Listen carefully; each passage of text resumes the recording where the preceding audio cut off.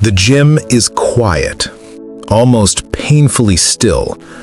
Hidalin Diaz grips the barbell. Her hands are raw, blistered, trembling, but not from fear, from determination. Around her, coaches and officials whisper, "Can she really do this? She's too small, too light." Nobody believes in her. "Look at her," one critic mutters. "She'll never compete with the world's best. She's Filipino. That's not enough." Hidalin stares at the ceiling, the weight on the barbell reflecting the weight of every doubt ever thrown at her. Every sneer, every whisper, every word. "You're too weak. You're too small. You don't belong." But today, she is about to prove them wrong. This is the story of how a girl from one of the poorest regions in the Philippines became the first Filipino athlete in history to win Olympic gold. A story of sacrifice, pain, rejection, and an unbreakable spirit that refused to give up. Hidalin Francisco Diaz was born on February 20th, 1991 in Zamboanga City, a coastal town in Mindanao, the southmost island group of the Philippines. This wasn't Manila with its skyscrapers and opportunities. This was a place where most families struggled to put food on the table, where children grew up watching their parents work multiple jobs just to survive. Hidalin's family lived in a small house. Her father, Eduardo Diaz, worked as a tricycle driver and farmer. Her mother, Emelita, sold fish at the local market.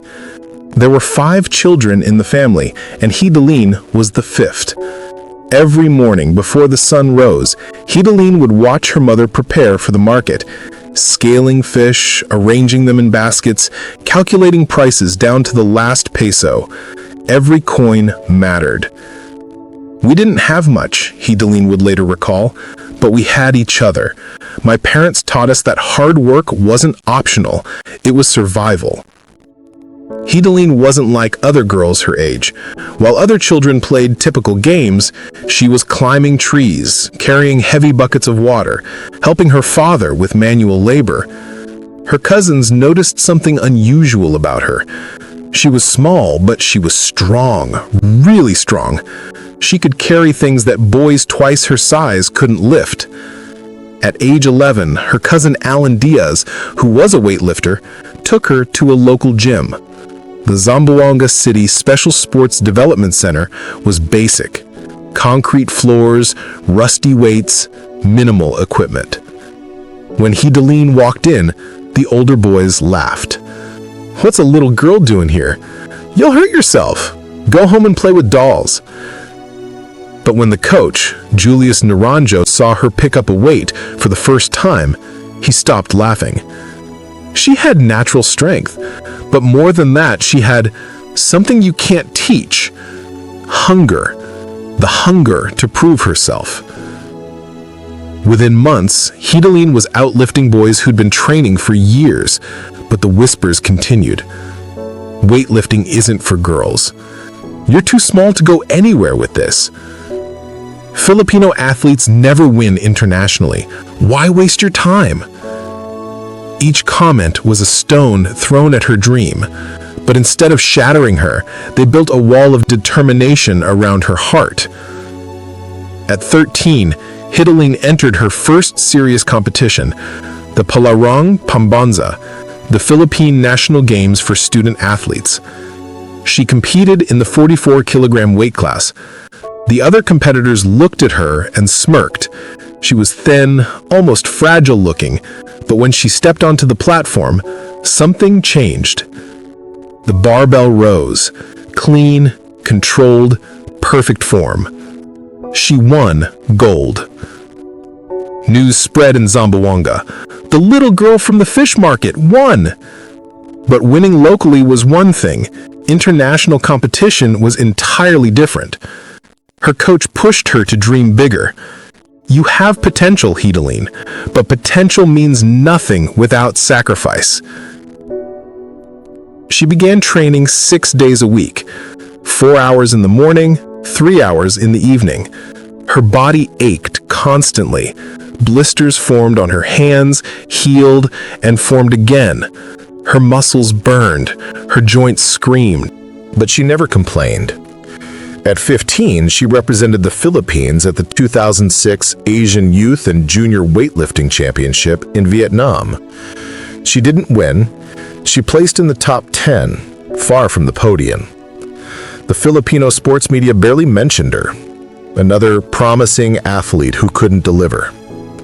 Hidilyn sat in her hotel room after the competition, staring at her empty hands where a medal should have been. She could have quit right there, returned to Zamboanga, helped her family, lived a normal life. But something inside her refused to accept defeat.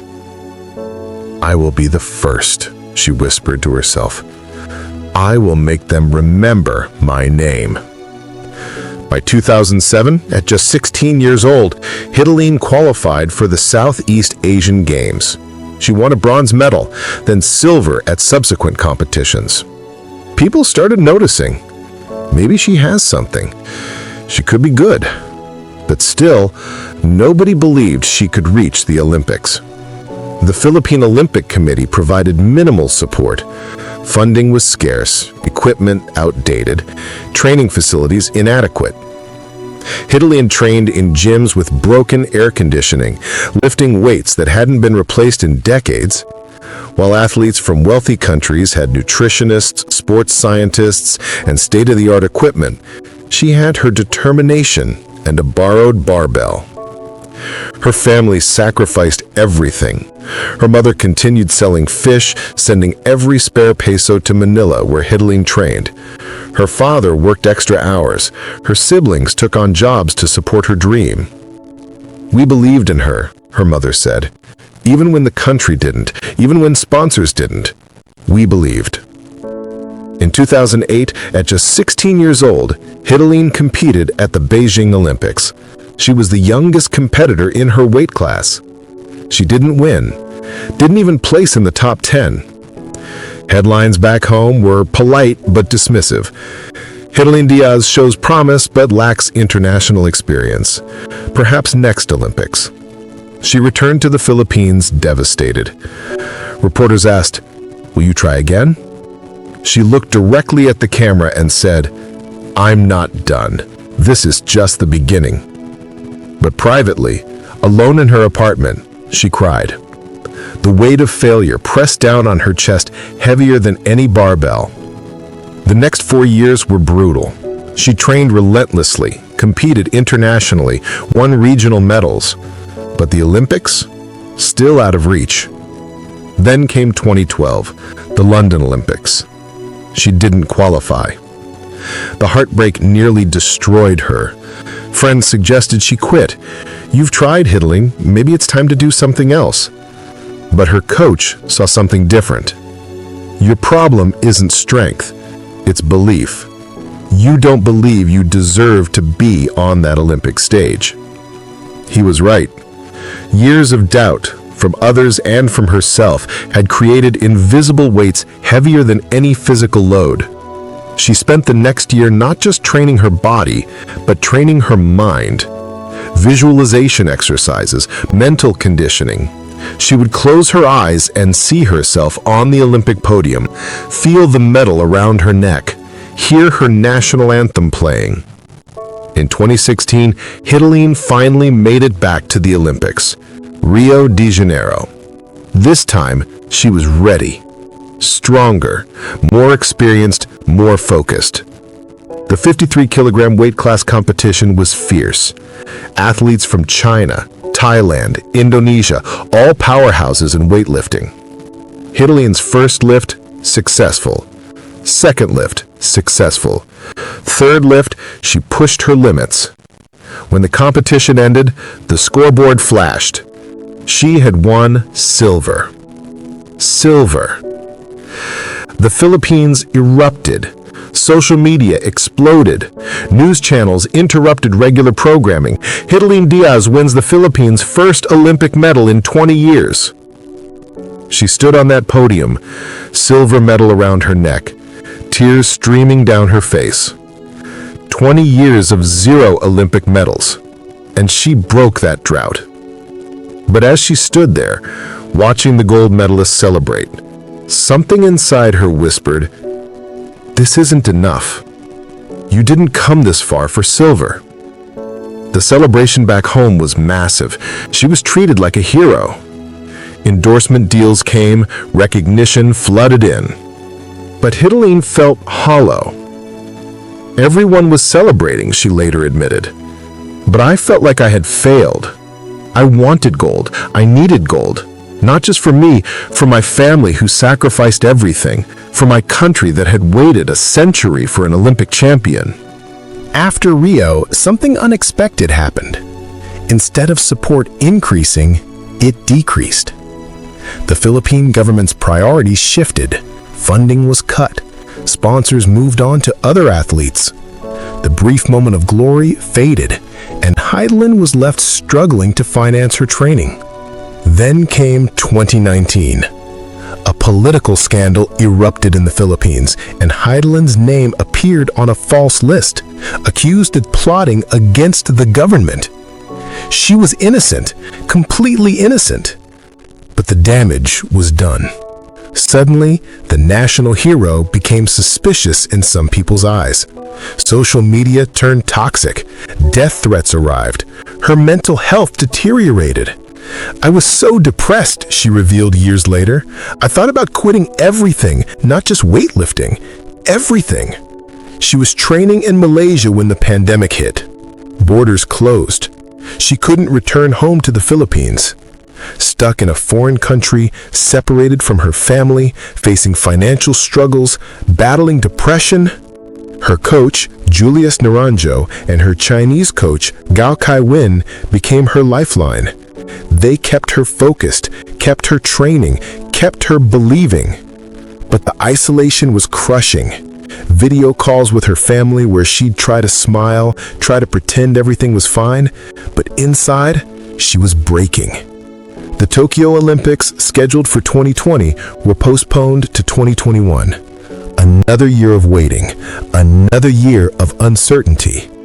Many athletes would have quit, retired, accepted that the universe was telling them it wasn't meant to be. But Hitaline had come too far. She remembered her mother selling fish at 4 a.m., her father's calloused hands from years of manual labor, her siblings who never complained when money was tight because it was going toward her training. She remembered every person who said she wasn't good enough, wasn't strong enough, wasn't meant for greatness. And she decided, I will prove them all wrong, even if it kills me. The training for Tokyo 2021 was unlike anything she'd done before. Stuck in Malaysia during the pandemic, she transformed a hotel room into a makeshift gym. When gyms closed, she trained in parking lots. When equipment wasn't available, she improvised. Her Malaysian hosts, the entrepreneur Julius Naranjo and businessman Tong Kai Kin, provided support when her own government couldn't. They funded her training, provided accommodation, believed in her when belief was scarce. Her training regimen was brutal. 5 a.m., wake up. 5:30 a.m., morning run. 7 a.m., breakfast. Carefully calculated calories. 8 a.m., first weightlifting session. 3 hours of intense lifting. 12 p.m., lunch, protein focused. 1 p.m., rest and recovery. 3 p.m., second training session, technique and form work. 6 p.m., strength conditioning. 7:30 p.m., dinner. 8:30 p.m., mental visualization exercises. 9 p.m., video analysis of competitors. 10 p.m., sleep. Every single day. Her hands were constantly blistered. Her shoulders ached. Her knees screamed. But she pushed through pain that would make most people quit. Her Chinese coach, Gao Kai-Win, refined her technique. Every millimeter matters, every angle, every breath, every moment of balance. They analyzed her lifts frame by frame, adjusted her grip by millimeters, changed her stance by centimeters, optimized her breathing patterns. She studied her competitors obsessively.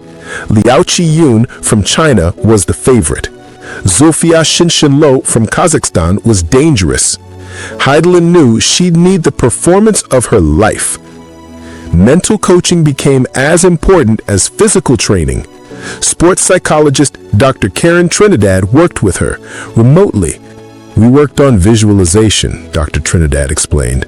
Heidelin would close her eyes and walk through every moment of the competition.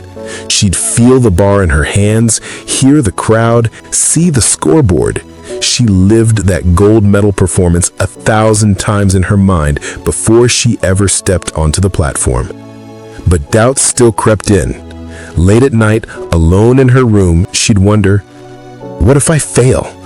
What if all this sacrifice means nothing? She'd video call her mother, who would say, "Anak, we're proud of you no matter what happens, but I know you. You didn't come this far to give up now." July 26, 2021, Tokyo International Forum, the women's 55-kilogram weightlifting competition. The arena was mostly empty due to pandemic restrictions, but millions watched on television worldwide. In the Philippines, the entire nation stocked. Streets were deserted. Everyone was glued to screens. Heidelin Dyes walked into the competition venue, heart pounding, hands sweating. The competition format: each lifter gets 3 attempts in the snatch, then 3 attempts in the clean and jerk. The total of the best successful lift from each determines the winner. First attempt, 93 kilograms. Heidelin approached the bar. The arena went silent. She gripped the bar, pulled, lifted explosively, and locked it overhead. Good lift. White lights. Second attempt, 95 kilograms. She needed to increase the weight to stay competitive. Again, she approached. Breathe, focus, lift. The bar rose smoothly, locked overhead. Stable. Good lift. Third attempt, 97 kilograms.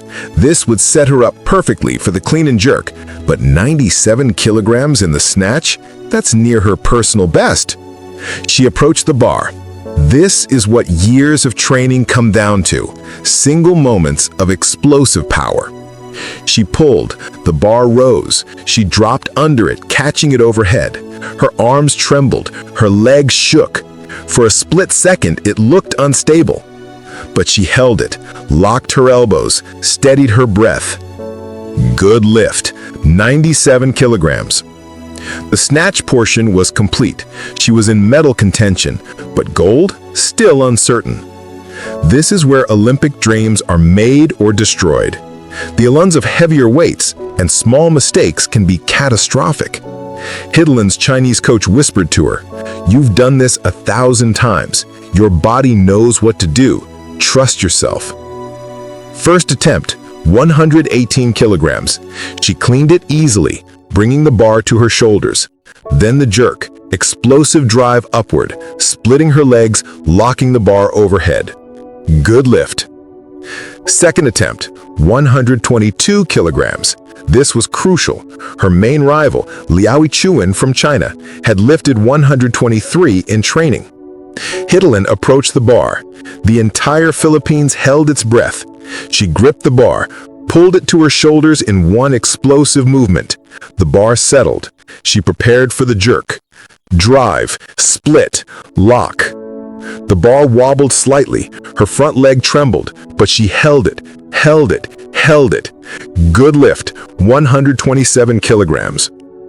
The scoreboard updated. She was now in the lead, but she had one attempt left. Should she go for safety, or should she go for glory? Her coach looked at her. "What do you want to do?" Heidelin didn't hesitate. 127. I want 127. 127 kilograms would be an Olympic record in her weight class. It would guarantee gold, but it was also at the absolute limit of her capability. "Are you sure?" her coach asked. She nodded. I didn't come here for silver again. I came here for gold. The bar was loaded. 127 kilograms, 279 pounds. In the Philippines, people prayed, some cried, everyone watched. Hidalin stepped onto the platform. She looked at the bar. This moment, this single moment, was the culmination of everything.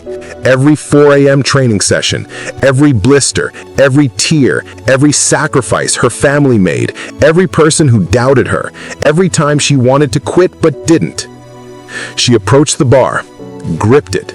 The arena fell completely silent. She pulled. The bar came to her shoulders cleanly. Good. Now the hard part. The jerk. This is where gold medals are won or lost. She bent her knees, loaded the spring, then exploded upward, driving the bar overhead while splitting her legs. The bar rose. She locked her arms, but her front leg was unstable. The bar swayed slightly forward.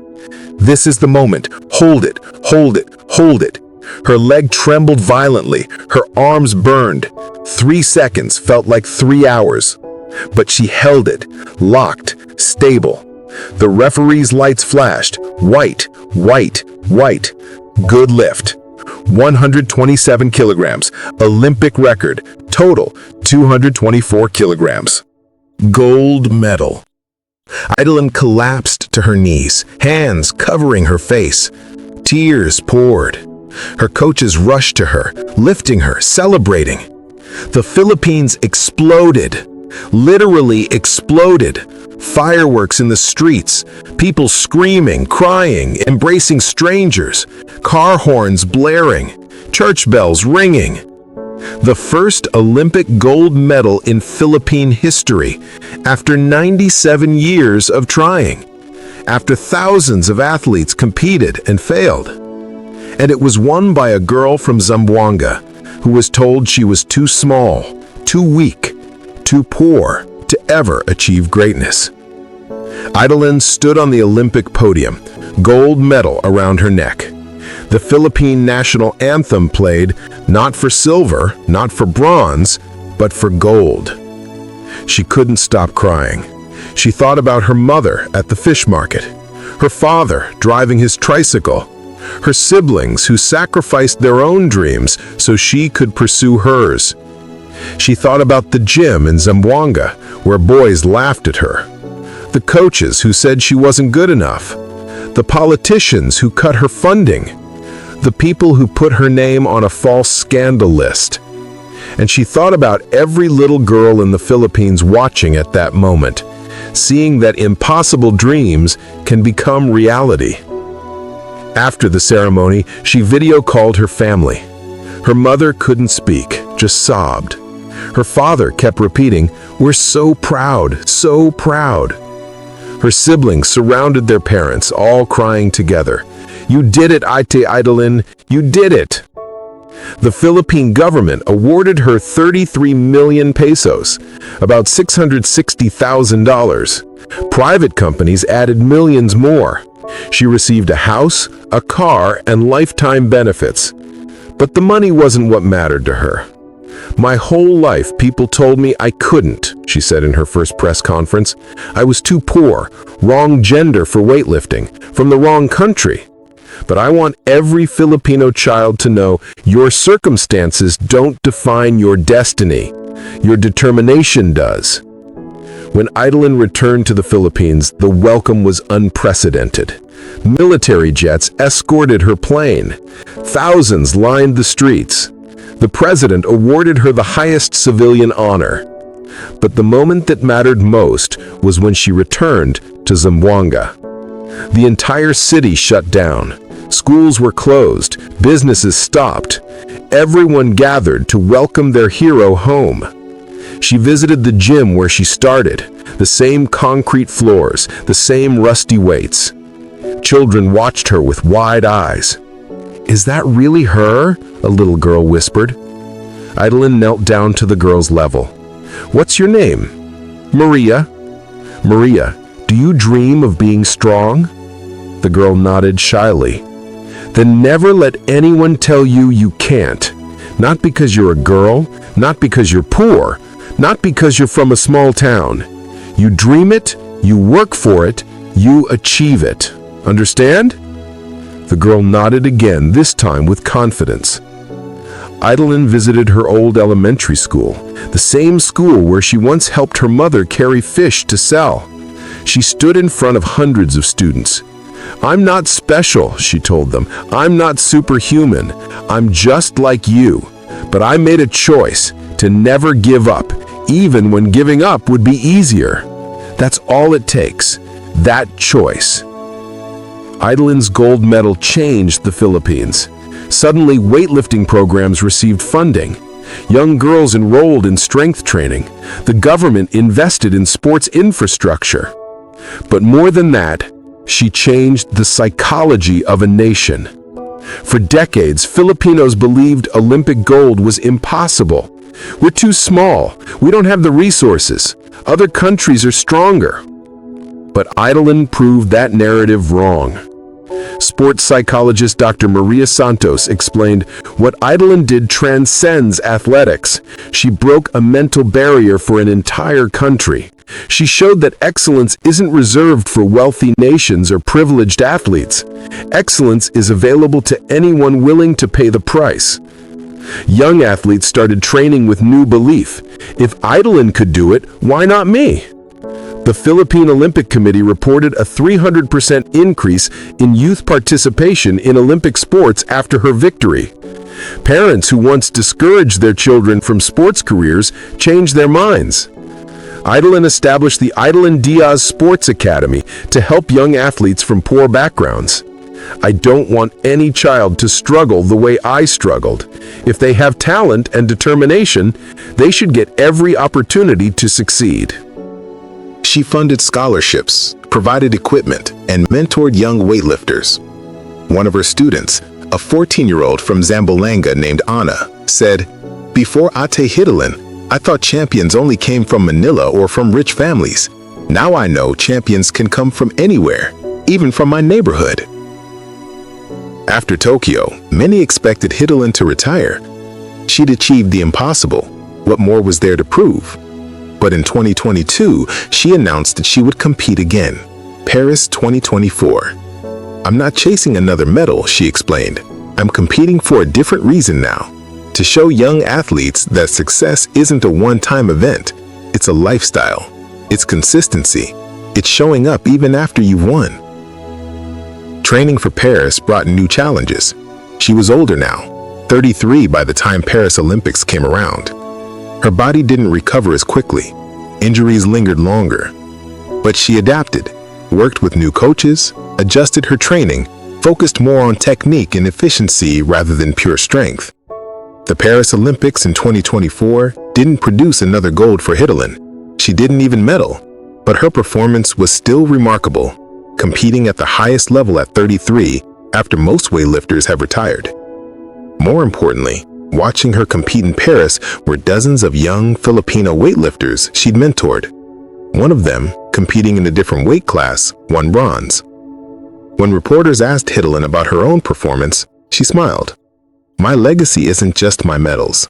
It's every young Filipino athlete who now believes they can reach the Olympics. That's worth more than gold." What can we learn from Hidalin Diaz's journey? She came from poverty. She had minimal support. She faced discrimination. She trained with inadequate equipment. Everything was stacked against her. But she refused to accept that her circumstances defined her limits. Her family gave up everything. She trained when her body screamed for rest. She continued when quitting would have been understandable. There's no shortcut to excellence, only the long, painful road of sacrifice. Hidalin didn't win her first Olympics, or her second. She failed publicly, repeatedly, but she never quit. She learned from each failure, adjusted, and came back stronger. She waited 13 years between her first Olympics and her gold medal. 13 years of doubt, struggle, and setbacks. But she kept believing, kept training, kept pushing. She didn't hoard her knowledge or resources after winning. She invested in the next generation. True champions create more champions. The story of Hidilyn Diaz isn't just about weightlifting. It's about the human spirit. It's about what becomes possible when you refuse to accept the limitations others place on you. Today, there's a statue of Hidilyn in Zamboanga City. Children play around it, taking photos, dreaming their own impossible dreams. There's also a mural in Manila showing her lifting the barbell in Tokyo with the words, "She lifted more than weights, she lifted a nation." But perhaps the most powerful tribute is invisible. The thousands of young Filipinos who now pursue their dreams with new belief, who look at their own difficult circumstances and think, if Hidilyn could do it, maybe I can too. She proved that greatness isn't about where you start, it's about refusing to stop. That gold medal in Tokyo, it weighs about half a pound, but it carries the weight of a century of Filipino hopes, the weight of her family's sacrifices, the weight of every person who doubted her, and most importantly, the weight of every future champion who will believe in themselves because she believed in herself first.